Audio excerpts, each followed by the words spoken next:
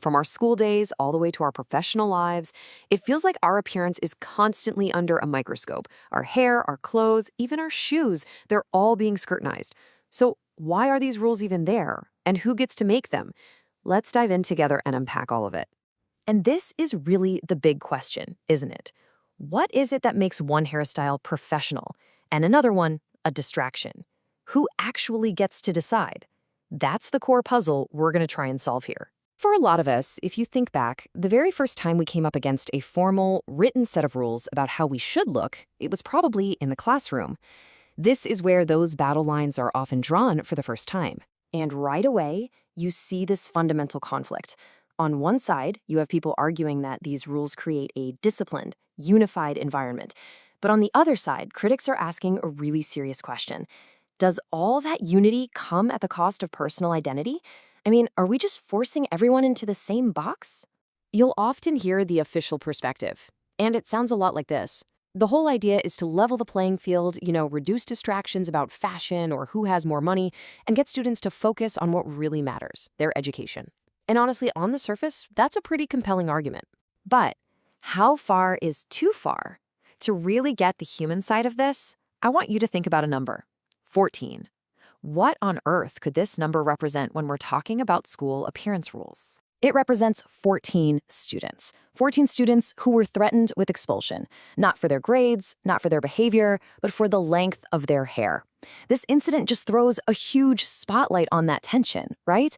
Especially when the punishment feels so completely out of sync with the so-called offense. And it forces us to ask this really important question.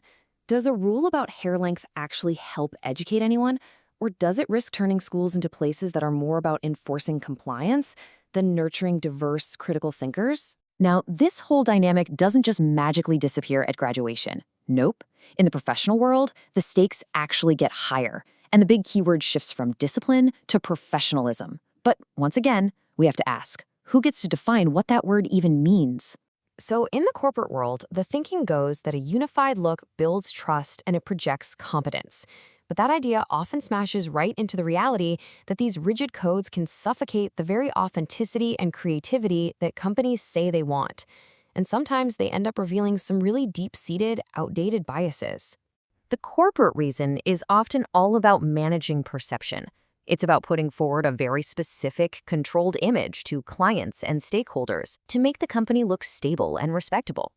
But when you start to dig a little deeper, you find that the very definition of professional has some serious historical baggage. For decades, it was modeled on a really narrow demographic. And that legacy can create an implicit bias against things like natural afro hairstyles or cultural clothing or even tattoos.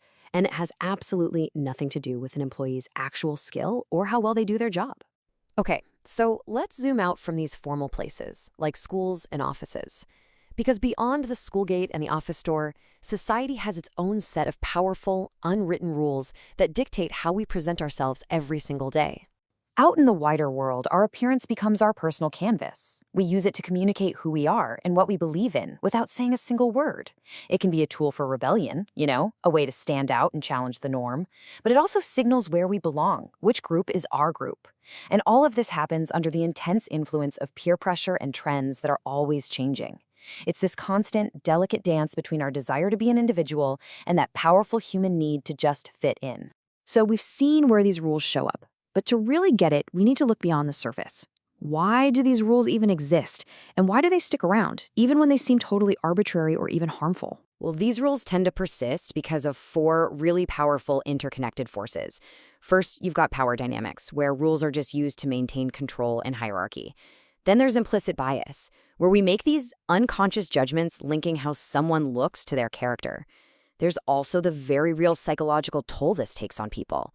And finally, there's a real economic impact, everything from the cost of a specific wardrobe to literally losing out on job opportunities. Let's just focus on that implicit bias for a second, because it is so critical here. Basically, these are the mental shortcuts our brains make, the unconscious stereotypes that can lead us to judge someone's competence, their trustworthiness, or even if they're a potential threat, based entirely on how they look. So, given all of this, how do we move forward? How can we create environments that are both functional and fair, structured but also inclusive? It's really all about charting a new course. a better path forward could be built on four main principles. First, rules should be purpose-driven. They should be tied to a genuine need, like safety, not just how we've always done it. Second, they've got to be flexible and inclusive, recognizing that people come from different cultures and have different identities. Third, that means we have to encourage dialogue and empathy, making sure the people affected by the rules actually have a voice in making them. And maybe most importantly, we need to shift our focus from style to substance, valuing a person's character and their skills above everything else. At the end of the day, this isn't just a debate about clothes or hairstyles. It's a much bigger conversation about dignity, about freedom, and about the kind of society we all want to build. So, as we wrap up, I want to leave you with this question to think about. How have these rules, the written ones and the unwritten ones, shaped your own journey?